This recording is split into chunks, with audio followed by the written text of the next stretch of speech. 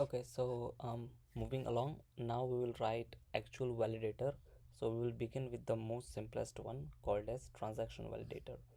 And we need to remember that whenever we write a validator, we have to implement validator function interface.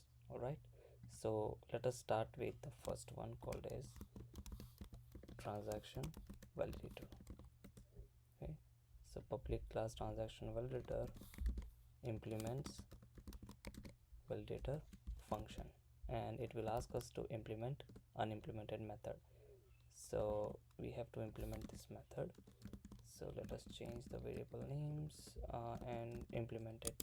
So this is a one-liner implementation. So we'll just say that let's say if transaction is equal to null, return something else, you return empty list, because all the validation passed, so return empty list. And what do we have to return from here is we have to return error beans, no transaction bean. So we have to use this particular bean. So how do we do that?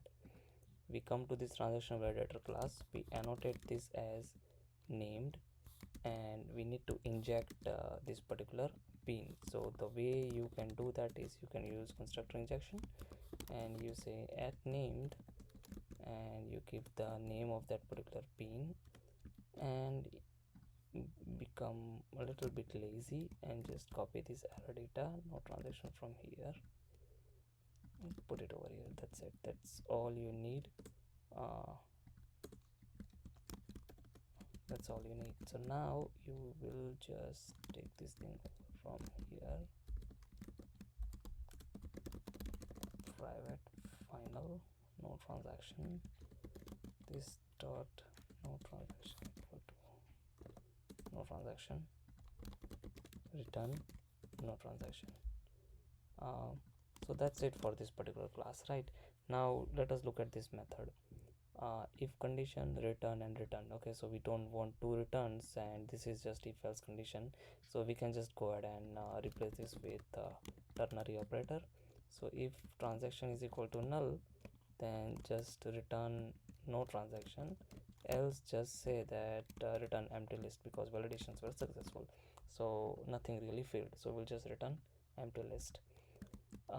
So that's pretty much it for transaction validator, right? Nothing more is needed from this particular class. Now let us go ahead and write invoice validator, and this will also be really simple.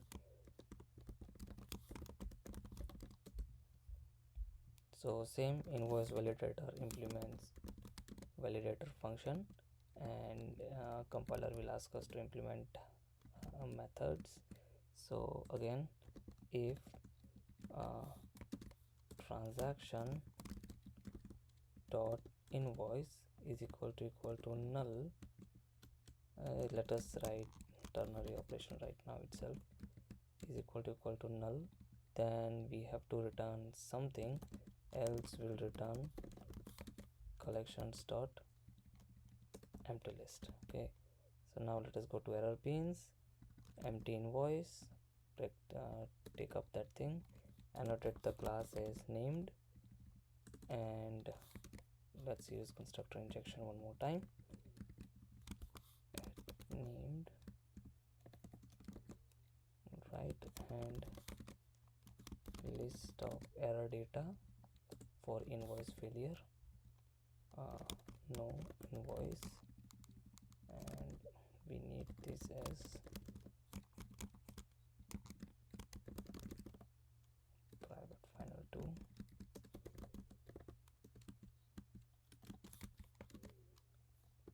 no invoice, and we'll just return it from here. So that's it. Now the question may arise over here that we have written two validators, right? Transaction validator, and in transaction validator, if this is null, if the object is null, then we return no transaction. And invoice validator, we have to check whether this transaction object dot invoice is equal to null, then return no invoice. The problem over here is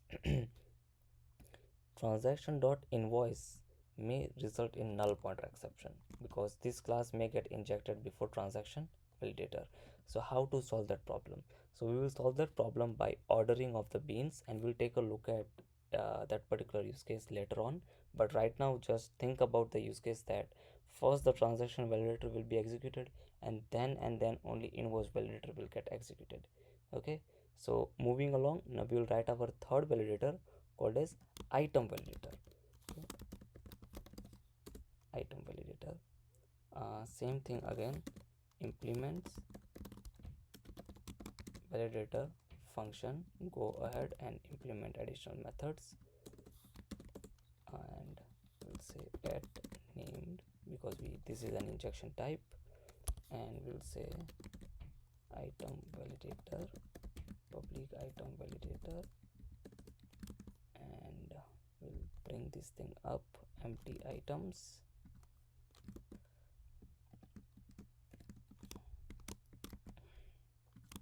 at named list of error data, empty items, and we also need another this thing, no amount thing, right? Because what if amount is also not present, because item can have amount, so we need to have injection for that also. Named list of error data, and we'd say no amount over here, let's say no items. That's pretty much it. So now we'll just assign them in our class, list of no amount. Okay, that should do it. Okay, awesome. So now this dot no amount is equal to no amount, and this dot no items is equal to no items. All right, that's pretty much it. So we don't need anything more than that. Let us write the validator transaction. Okay, so now if transaction dot invoice dot items is equal to null, or if transaction dot invoice dot items is empty, then we'll just say items are not present. Okay, that's it. And now we have to really verify that this particular items, whatever items come out of it, they have money assigned to it, that is price assigned to it, because no item can be sold for free, right? It has some kind of value attached to it. So let us verify that. So how to verify that is something like this. You can say return transaction dot invoice dot items dot stream dot map item to its price, import the item class, dot filter, let us use dot filter over here, dot filter, and objects dot is null. So if it is null, they will be filtered, so we will know that this is the object that we are interested in, and we'll say dot find any, and if that really exists, then we can use map method of optional, saying that that particular money object gets mapped into no amount, right? Because that is what we really need. And or else get collections dot empty list. Okay, that should do it. So that is it on our 3 different validators.